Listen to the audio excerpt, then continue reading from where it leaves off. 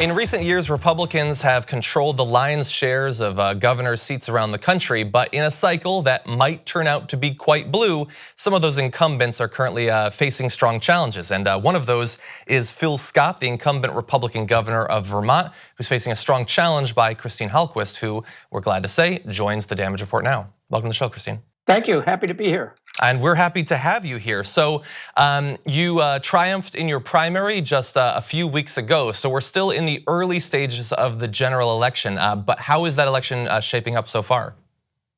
Well, it's pretty exciting. We've got some initial data that shows we're running neck and neck, and with the right messaging, we can be ahead. And actually, that right messaging is getting our message out. So we're looking to do some more in-depth polling, but people are really excited.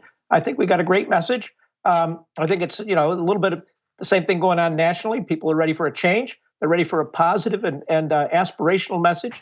And I'm a person that believes we all pull together. We can do some incredibly great things, and we will do those great things, such as bringing up those people on the lowest part of the economic ladder, rising their wages and increasing jobs, as well as solving climate change, Medicare for all, and a strong public education system. Oh, well, obviously those are all policies that we're quite interested in here. Why don't we focus on one of those now, actually? So in terms of Medicare for all, your state, Vermont, is an interesting one in that it has been sort of at various points working towards some sort of system like that at the state level for some time. So you support Medicare for all. Obviously, that can come in a variety of different forms. Under your leadership, how do you see that proceeding? What sort of single-payer healthcare system would you push for? Well, we'll in the legislature this year, there was a very good bill called a primary care bill, which would provide free primary care for all Vermonters. And that's really a fairly low-cost item that can save a lot of money in the long run. So we could get that passed right away. But as far as moving to complete Medicare for all, Vermont made some progress, but we're a small state. We're essentially 0.2% of the national population. So we will work with other states. There are many other states who want to do that. And I always talk on the campaign trail about forming a union with other states, and that union to get to improve Medicare for all, but also to push back on these policies coming out of Washington. Because obviously we're not going to get the changes we need out of Washington. But I know at a state level, there are many states, including states like California and Vermont and Massachusetts, that want to achieve these goals. So we will form a union of states. And of course, you're talking about what's coming out of Washington. We do know that in a time when you have a Republican in the White House, they control the Senate and the House. Now that might change in November at the same time that you might become governor. That might change, but in the meantime, we certainly look to the states to sort of maintain the gains that we've had, hopefully expand on them during this time of what's coming out of Washington. Other than in terms of healthcare, obviously they tried to defund the ACA last year. What else in terms of the national priorities of the Republicans do you see as a particular threat to Vermont? Well, I see a very fundamental threat to our civil rights. Vermont's always been a leader in terms of civil rights.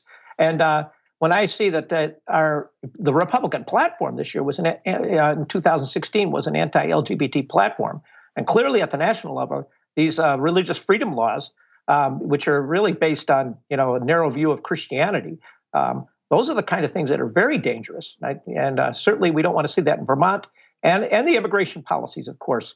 Yeah. I want Vermont to be a state that welcomes all. Certainly, and I hope someday we have that across all 50 states. You talked about danger. I saw that you had recently spoken, I believe, with ABC News, that you've received a number of death threats since your victory in the primary. Where do you lay the blame for that sort of rhetoric coming towards you? Well, I should say that no surprise here. When early on in the campaign, I told the campaign team, the more successful we are, the more vitriol we're going to get, and we're going to see death threats. It's just the underbelly of America right now, and I put that squarely on Donald Trump's lap. Well, and when I say Donald Trump, I should talk about the entire administration of Washington, because they're tolerating this and not standing up against it. But however, we saw, during Donald Trump's campaign, he targeted marginalized communities, and of course, like any other despot, the first community he's going to go after is the one that's the most marginalized, and that's why he went for the transgender military ban. Yeah, and thankfully there's been at least some administrative pushback against that, but that was despite his assurances during the primary that he would not be that form of Republican. He did move in that direction very quickly. So we should also acknowledge that your victory in the primary was historic. You're the first major party transgender candidate for either the Democrats or the Republicans for a governor's seat. And obviously, in terms of the coverage of your victory, that has been a good chunk, especially early on. How do you respond to that being sort of one of the focal points of the media attention on your campaign? Is that a good thing in your view? Is that a bad thing? Oh, this campaign really has two focuses. And the primary focus is here in Vermont. And for Vermonters, this is no big deal. I've talked to thousands of Vermonters. Only one of them had mentioned my transgender status, and it was a curiosity question. Vermonters are focused on the issues, and those issues are rural economic development and growing our rural economy and bringing people out of poverty. On the national level, of course, I hope to expand our moral compass in America by becoming governor. And I'm humbled and honored by the national and international coverage. We, as a campaign team, we weren't really thinking we really weren't thinking about it. We were just thinking about winning. But after winning, it was very exciting to get the coverage. But trying to get the message back to Vermonters that this is about them. Well, so you said you want to focus on the issues. We've talked a little bit about your policy priorities. Your opponent, Phil Scott. Who is he as a politician? What does he represent for Vermont? Well, his big issue is no new taxes, no new taxes, no new taxes, and certainly nobody likes raising taxes, and I understand why that works. But the reality is, we're talking about creating jobs and raising wages, and he doesn't have any long-term vision about how to get more food on the table. Under his leadership, we're going to continue to fight over the scraps. And we're seeing a dwindling population in rural Vermont. We have a plan that includes connecting every home and business with fiber optic cable so Vermonters can be connected to the internet at the same speed as the cities. And that will really spur economic growth in Vermont, because Vermont's a beautiful place. We got a great education system. It's a very safe place. It's a very welcoming place. But you're not going to do a business if you can't get connected. I grew up in Connecticut and have only the best associations with Vermont. So I certainly agree with you there.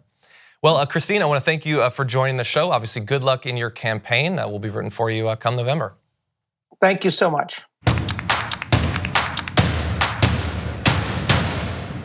Thank you very much for watching this clip from The Damage Report. If you liked it, don't forget to subscribe to this channel and ring the bell on YouTube to get notified of our new videos. And catch The Damage Report every weekday at 12 p.m. Eastern, 9 a.m. Pacific on TYT Network on YouTube TV.